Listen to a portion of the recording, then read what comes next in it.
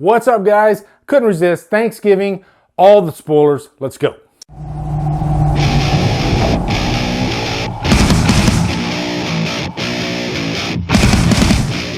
What's up, guys? I wasn't planning on doing all the spoilers for Thanksgiving, but it had so many great kills, and also it's a whodunit slasher, so I figured, you know what?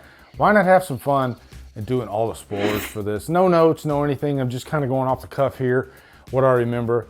But I wanted to record it as quick as possible because the way my brain works, the longer I wait, the easier I forget. So I might have already forgotten some of the stuff, but I really wanted to talk about this movie, and I think it's one of the best slashers to come along in years. It might be a knee-jerk reaction. I'm not sure. That's where I need your input after you've seen the movie. Let me know in the comments. Is this one of the best slashers in years? I mean, just thinking back to what's come out in the past few years, it might be. And I'll even say, from a kill standpoint, I think things have been maybe a little tame in the slasher genre over the past few years. I could be wrong on that, but I think, I don't know, I really feel like this one went for it. It went for the jugular, so to speak. And a lot of the kills really jumped out at me. Most of the reception I've seen from people that have seen the movie, that love horror and love slasher movies, they rejoiced. And the audience that I saw this movie with, everybody was just having the time of their lives. Eli Roth is known for, I guess what you would call gratuitous violence, where he can like stretch out a scene for quite a while and let you just kind of linger in what's going on, in terms of the violence. This movie, not so much, although the violence was, pretty heavy, or not heavy, but just, I think creative and intense. But it didn't overstay its welcome. They quickly moved on to the next thing. As with all the spoilers reviews, I rarely do them in chronological order. I just kind of bounce all over the place. And I think the thing that people like to talk about the most in whodunit slashers is whodunit. And so ripping the Band-Aid off, and just so you know, if you don't want to be spoiled, don't watch this any further. This is a spoiler review, okay? So I have to give you another fair warning. But yeah. The killer in this movie was Patrick Dempsey's character. Patrick Dempsey played Sheriff Newton. I was so happy to see him returning to horror. I think the only thing he's done outside of this horror-wise is Scream 3. There's got to be something else in there, right? I don't know, but like I said in the non-spoiler review, I love Patrick Dempsey. He's just a really charismatic actor. You root for him. And it was nice to see him actually playing a bad guy. I think he was a good casting choice, even though going into the movie, I kind of called it, we all like to guess, oh, that could be the killer, that could be the killer. Immediately, I thought they're probably gonna make him the killer, just because he's Patrick Dempsey. Oftentimes, you need a good performance in the reveal scene, and he can do that. And it's irresistible. Why not make Patrick Dempsey a horror icon, a slasher icon? And that's what they've done. Obviously, they left it wide open for a sequel. We don't know if he died. As a matter of fact, it kind of alludes that he didn't die, even though there was an explosion. What is it with slasher movies and having a final explosion? So many of them do it. Halloween's done it a few times. I guess it's just, literally going out with a bang. That's what they did. But the story here of Sheriff Newton was, he was, I think, having an affair with Gina Gershon's character. Looking on IMDb, I don't think they even gave her a name. And I think in the movie, she's in a relationship with somebody else. So you don't know about that connection between the two of them at the beginning when they're having the Black Friday sale and the mob comes in, people are getting killed, it's violent and chaotic. It's not too far from how bad it can be. And people have literally died on Black Friday. It's happened. It's been in the news. It gets insane. One guy was trampled to death, and they have a trampling in this scene. But Gina Gershon's character, she is killed. And, of course, Eli Roth, he's going to have some fun with a few of the kill scenes. One guy, he gets his throat slit through a shard of glass coming through the door. One guy's trampled to death. And then Gina Gershon, she gets rammed with a shopping cart, and then part of her head, or the skin of her scalp, just ripped off. To be fair, I think that was kind of a cheap looking gag. I think they could have done better with the practical effects in that scene. It looked very fake, but I was still loving the tone of the scene. It was kind of a horror comedy up to this point because of the crowd outside and how very Plymouth, Massachusetts they were. By the way, one of the commenters was from Plymouth, Massachusetts in the non-spoiler review, and she did say that they don't usually put Christmas lights out until after Thanksgiving in Plymouth.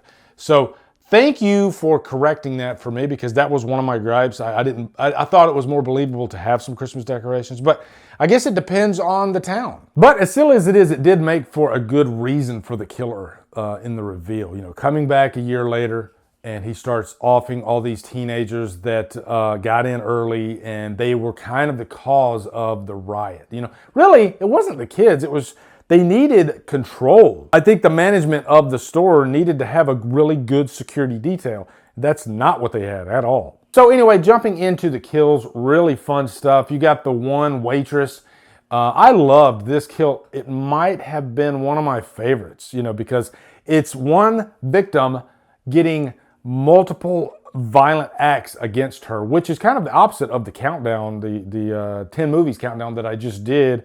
It's on my second channel. Be sure to subscribe to the second channel. I did 10 movies where it's one scene, multiple victims. This is the opposite of that. It's a few scenes, a few acts of violence against one victim. That might be a fun countdown, actually. But I love how he dips her face in the water, opens the freezer door, and then slams her face against the freezer door. Very much like A Christmas Story, you know, she's freezing up against there. Really funny. But then the big punchline was when she's outside and she's running from the killer, and he slams her against this trash container, and then it splits her body in half, which, would that really happen? Absolutely not. Those freaking doors are usually made of plastic. It would not rip her in half, but it was a fun gag. And that's what this movie is. I think some of the critics that didn't like this movie, I don't think they really like slasher movies. You know, because that's what the heart of a slasher movie is they're just really fun, and you just want great kills paced out every like 15 minutes or so.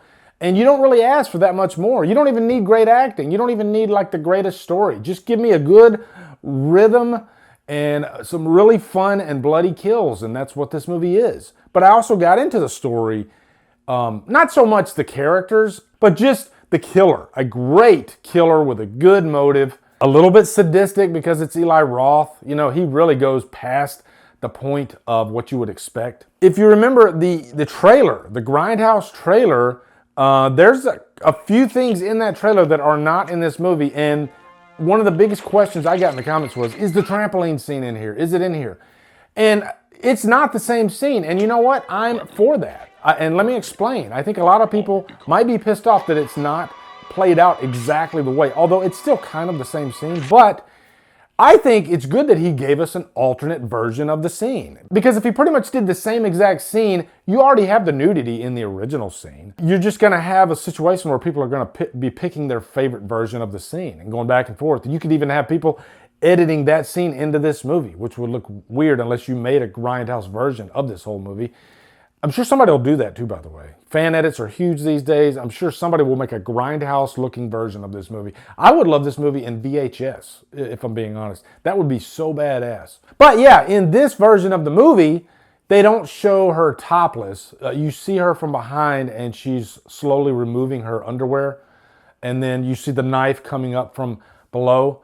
And I think as soon as the audience saw that knife coming up below, they started, you know, wincing and crying out and laughter, and oh my God, it was more about the anticipation of what you know is going to happen, right? So I like that he kind of did an alternate version of that scene in this. Now, another big kill setup scene I have to talk about is the turkey cook. You know, you have the one victim, he kidnaps her, and he's got her all laid out, and he's putting butter on her and getting her ready to go in the oven.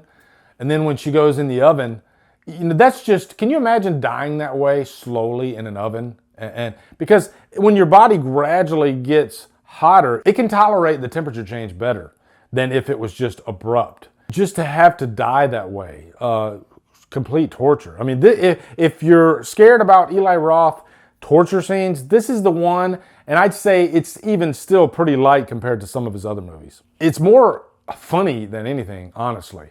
I love that this movie had kind of a happy birthday to me ending, and there's been other horror movies. Hell, Happy Birthday to Me and Madhouse are both birthday slashers that have the same exact type ending where you have all the victims laid out in the end of the movie. That would be another great countdown, actually. You know, there's been so many of these horror movies where they have all the victims laid out around a table usually. Hell, even at the end of Halloween 5, you know, Jamie Lloyd walks in and they're all laid out. There's something a little extra about having that type of ending in a horror movie. Just so fun. But what's cool about this one was that some of them were alive and some of them were dead, which makes it even more terrifying. Hell, you could even compare it to like the Texas Chainsaw Massacre ending with Sally around the table.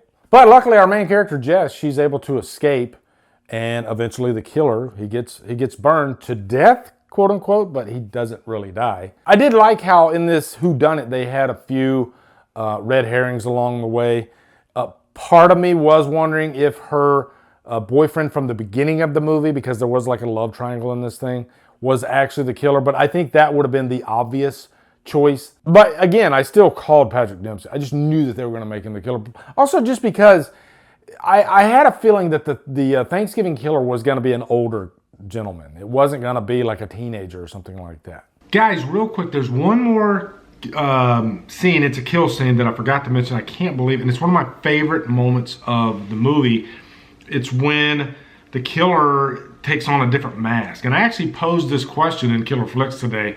Give me a horror movie that has the killer take off his mask and put on a different mask. But yeah, the scene in this movie is where he puts on that clown mask, and I think there's like a parade. It's the parade going on. And he, just in the middle of the parade, he like chops that dude's head off.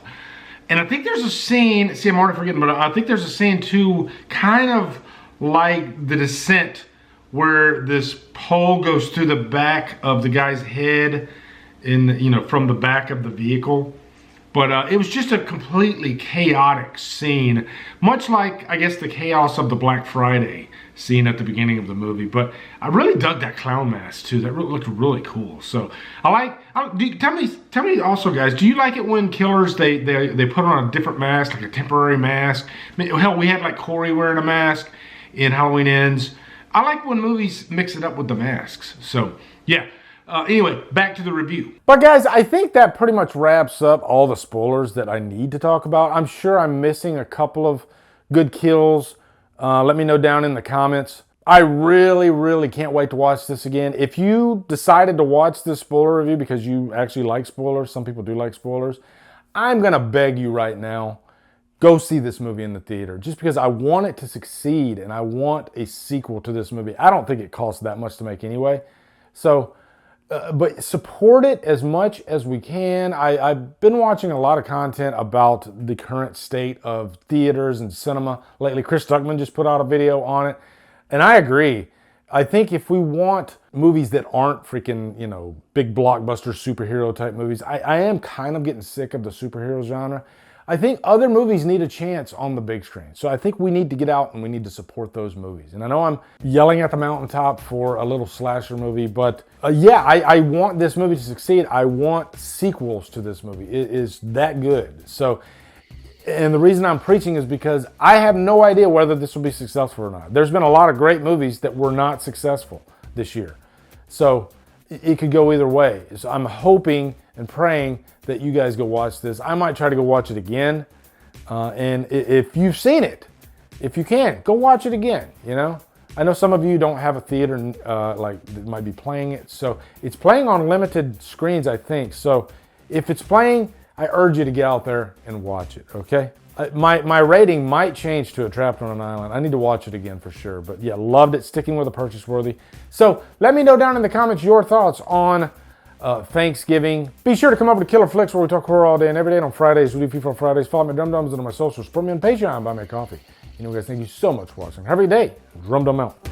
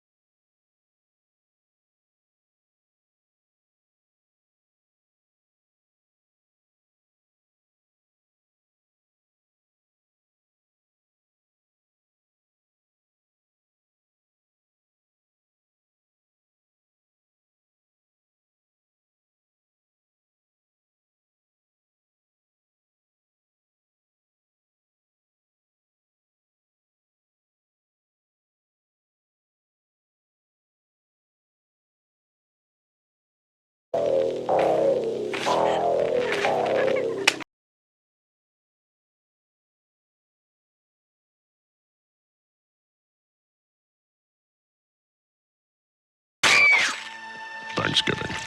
Come on, Judy, how about it? Happy Thanksgiving, baby. You're safe. Mommy's here.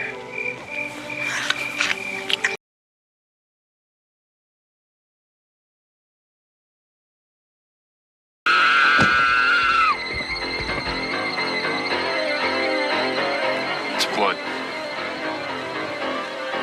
Son of a bitch. Arrive hungry. Happy Thanksgiving.